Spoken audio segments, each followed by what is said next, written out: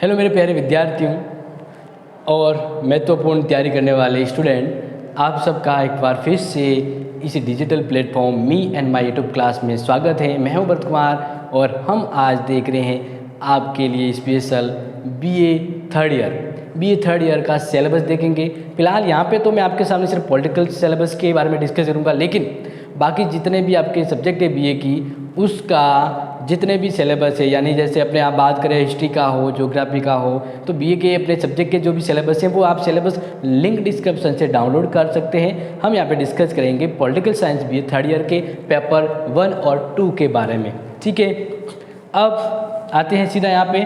तो देखिए अपना ये जो थर्ड ईयर का जो पेपर होगा, ठीक है ना, उस थर्ड पेपर का क्या नाम है, यानी बीए थर्ड ईयर में जो पेपर नंबर फर्स्ट है उस पेपर का नाम है अंतर्राष्ट्रीय संबंध। क्या नाम है? अंतर्राष्ट्रीय संबंध। तो अपने जो बीए थर्ड ईयर का जो फर्स्ट पेपर होगा वो इंटरनेशनल रिलेशनशिप्स के बारे में होगा, यानी भारत का दूसरे देशों से संबंध, भारत और विश्व की समस्याएं, भारत के साथ साथ उसके पर्यावरणीय समस्याएं, इन काफ़ी चीज़ें वो वर्ल्ड लेवल पे हम डिस्कस करने वाले हैं। यानी ये जो सिलेबस है वो बहुत अच्छा है और इसकी वीडियो भी आपको मिलेंगे इस चैनल पे। तो इसमें ध्यान रखना है प्रिय विद्यार्थियों, ये अपने 5 यूनिट होंगे। कितने यूनिट होंगे इसमें? 5। आपका जो पेपर फर्स्ट है उस फर्स्ट पेपर में 5 यूनिट होंगे। और आपको एक चीज़ और बता देता हूँ कि आप अगर ये ढूंढ रहे हैं ना कि अब इस साल जो बीए थर्ड ईयर का एग्ज़ाम होगा उसका पैटर्न क्या है, किस तरह का क्वेश्चंस आएंगे, तो उसके लिए आप ऑलरेडी जस्ट पहले जो वीडियो बने वहाँ जाकर विजिट कर सकते हैं। हम शुरू करते हैं सीधा यहाँ पे। तो आपकी जो फर्स्ट यूनिट है, फर्स्ट यूनिट में अंतर्राष्ट्रीय संबंध के बारे में जानने वाले हैं और उसका अर्थ जानेंगे, प्रकृति और क्षेत्र समझेंगे इसका कि क्षेत्र कितना है अंतर्राष्ट्रीय राजनीति के अंतर्गत, और फिर अंतर्राष्ट्रीय संबंधों के बारे में हम सबसे जरूरी जो उपागम है, 2 जरूरी उपागम में अंतर्राष्ट्रीय संबंधों को समझने के लिए, आदर्शवादी और यथार्थवादी उपागम, इसके बारे में जानेंगे। और अंतर्राष्ट्रीय संबंधों की कर्ता और राज्य और अन्य कर्ताओं के बारे में भी हम जानेंगे। यानी काफ़ी इंपॉर्टेंट अपना जो फर्स्ट यूनिट होता है और फर्स्ट यूनिट से प्रश्न भी ज़्यादा आते हैं। फिर 2 यानी जो यूनिट 2 है उसमें हम राष्ट्रीय शक्ति के बारे में जानेंगे। ठीक है ना, शक्ति से संबंधित काफ़ी इंपॉर्टेंट विचारों को हम समझेंगे, जैसे राष्ट्रीय शक्ति से क्या अभिप्राय है, उसके तत्व, शक्ति के लिए संघर्ष बनाए रखना, ये हम जानेंगे कि शक्ति के लिए संघर्ष बनाए रखना जरूरी है, क्यों है, शक्ति का विस्तार करना है वो कैसे होता है, शक्ति का प्रदर्शन और शक्ति संतुलन से क्या अभिप्राय है, उसके क्या लक्षण है, और शक्ति संतुलन बनाए रखने के तरीकों के बारे में जानने वाले हैं। और फिर शीत युद्ध, बहुत ही इम्पोर्टेंट, ये इस पेपर का सबसे इजी वाला अपना ये 2 पोर्शन है, आपको नंबर दिलाएगा। शीत युद्ध अर्थ, कारण और प्रकार समझेंगे, और शीत युद्ध कैसे अंत हुआ वो हम यहाँ पे इसको इस सिलेबस में समझने वाले हैं। गुट निरपेक्षता की क्या अवधारणा है, क्योंकि शीत युद्ध के दौरान ही गुट निरपेक्ष आंदोलन भी अस्तित्व में आया था, उसने क्या उपलब्धि अचीव की, और गुट निरपेक्षता की क्या समस्या और चुनौतियाँ उसके सामने आई, और गुट निरपेक्ष आंदोलन के अंतर्गत भारत की क्या भूमिका है वो जानने वाले हैं। फिर संयुक्त राज्य अमेरिका, साम्यवादी चीन और भारत, इन तीनों की विदेश नीति को हम जानेंगे, उनकी स्पेशलिटीज जानेंगे कि इन फॉरेन पॉलिसी में क्या इंपॉर्टेंट चीज़ें हैं, और वापस यूएसए, चीन और पाकिस्तान का भारत के साथ कैसा संबंध है, यानी इन 3 देशों का भारत के साथ अपने फॉरेन रिलेशनशिप कैसे है वो जानेंगे।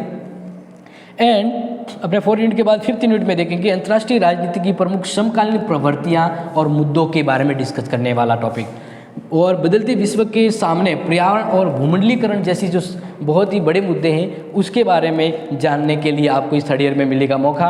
और मानवाधिकार, निशस्त्रीकरण एवं प्रमुख समुदाय, सार्क और आसियान से जुड़े काफ़ी इंपॉर्टेंट डिस्कस है वो होगा। तो आपका ये जो फर्स्ट पेपर है ना, बीए थर्ड ईयर का जो पॉलिटिकल साइंस का फर्स्ट पेपर है, बहुत ही अच्छा है। अगर आप अच्छे से तसल्ली से पढ़ते हैं तो आप डेफिनेटली इसको समझ सकेंगे। अब बात करते हैं अपना सेकंड पेपर के बारे में, यानी बीए थर्ड का अपना जो पेपर 2 है उसका सिलेबस क्या है, ठीक है ना, पॉलिटिकल साइंस का। तो देखते हैं अपने इसके अंतर्गत पेपर का जो नाम है वो लोक प्रशासन है, यानी जो लोक प्रशासन है वो कैसे चलता है, उसके अंतर्गत काफ़ी चीज़ें हम डिटेल से जानेंगे कि लोक प्रशासन क्या कार्य करता है, किस तरह से उनकी भर्ती होती है, प्रशासन कैसे होता है, और उसके द्वारा उसके बजट से समझिए लोक प्रशासन पूरा किस तरह से संचालित होता है, उसकी क्या चीज़ें हैं वो इसमें दी गई है। क्योंकि हम इस थर्ड पेपर का ये पेपर 2 पढ़ के काफ़ी नॉलेजेबल होने वाले हैं और अपने एग्ज़ाम आने वाले उसमें काफ़ी चीज़ें काम आने वाली है। तो देखते हैं इसके अंदर भी अपने 5 यूनिट होंगी जैसा कि पेपर फर्स्ट में थी। तो इसमें जो पहली यूनिट है उसमें हम लोक प्रशासन के अर्थ क्षेत्र और उसकी स्वतंत्र प्रकृति को जानेंगे। फिर एक विषय के क्षेत्र के रूप में लोक प्रशासन का विकास कैसे होता है, कैसे विकास किया जाता है, और लोक प्रशासन व निजी प्रशासन के बीच संबंध और उनके अंतर को समझते हुए राजनीति और प्रशासन, नवीन लोक प्रशासन की अध्ययन प्रवृत्तियाँ, ये भी हम जानने वाले हैं, और इसके उपागम। जरूरी है लोक प्रशासन की अध्ययन पद्धतियाँ कौन कौन सी हैं, किन अध्ययन पद्धतियों को लोक प्रशासन के लिए जरूरी माना गया, और उसका उपागम को हम जानने वाले हैं। फिर 2 के अंतर्गत, हाँ मुझे ऐसा लग रहा है कि आपको स्क्रीनशॉट लेना, बिल्कुल आप स्क्रीनशॉट ले लीजिए। ओके, अब हम आगे बढ़ते हैं। तो सेकंड यूनिट में हम प्रशासन के व्यवहार, नेतृत्व, निर्णय निर्माण, संचार, जवाबदेहिता और अभिप्रेरणा जानेंगे। ठीक है ना, बिल्कुल समझ जाना। प्रशासनिक व्यवहार काफ़ी इंपॉर्टेंट होता है। प्रशासनिक व्यवहार, तो प्रशासनिक व्यवहार, नेतृत्व, निर्णय निर्माण, संचार और जवाबदेहिता, ये लोक प्रशासन के अभिन्न महत्वपूर्ण अपने टॉपिक में जुड़े टॉपिक अपने लेसन आएंगे जो हमें जानना है। थर्ड अपना जो सिलेबस में रहता है आपके, वो है नौकरशाही एवं लोक सेवा की अवधारणा को समझेंगे। विकासशील समाजों में लोक सेवा की क्या भूमिका है, लोक सेवा किस तरह से आगे बढ़ती है, क्या रोल अदा है, उसका वो जानने वाले हैं। और भर्ती, प्रशिक्षण और पदोन्नति को जानेंगे कि लोक प्रशासन के लिए भर्ती किस तरह से होती है, उसकी प्रशिक्षण क्या दिया जाता है, और पदोन्नति कैसे होती है। फिर अपना जो यूनिट 4 है, यूनिट 4 के अंदर हम जानने वाले हैं, और यूनिट 4 यानी आपका सिलेबस के अंदर यूनिट 4 के अंदर क्या आएगा, बजट के बारे में सबसे जरूरी। बजट की अवधारणा, बजट से संबंधित तकनीकी, और बजट का निर्माण कैसे होता है, इसका क्रियान्वयन कैसे होता है, वित्त मंत्रालय की क्या भूमिका है इस बजट निर्माण में, वो, और लेखांकन एवं लेखा परीक्षण को जानेंगे कि इसकी ऑडिटिंग वगैरह क्या कैसे होती है। एंड लास्ट आपका जो 5th जो यूनिट है, अब इसमें ध्यान रखना 3rd और 4th यूनिट आपका काफ़ी ज़्यादा इंपॉर्टेंट है, इसको मिस मत करिएगा।